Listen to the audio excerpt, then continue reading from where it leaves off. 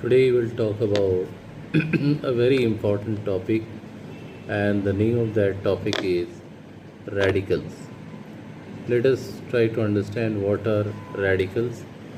The charged ion, it may be positively charged or negatively charged. All the charged ions are said to be as radicals. Radicals are classified into two parts, acid radical and basic radical. Now the question is how one can understand what are acid radical and what are basic radical. All the negatively charged ions are the examples of acid radical, and all the positively charged ions are the example of basic radical.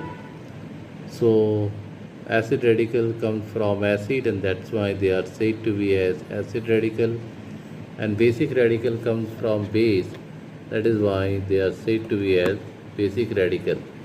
To understand this, write an example: acid base neutralization NaOH plus HCl. You will get the product NaCl plus water. It is an example of neutralization reaction because 1 mole of NaOH, that is base, reacts with 1 mole of acid, that is HCl, result the formation of salt. NaCl is salt and water. Now what happens if sodium chloride dissolve in aqueous medium? You are getting Na plus and Cl minus ion. So you can see that Na plus directly related with the sodium hydroxide, which is the basic in nature, and that is why all the cations are the examples of basic radical. On the other side, if you can watch that Cl minus, how it comes from HCl. So nature of HCl is acid, therefore Cl minus is considered as acid radical.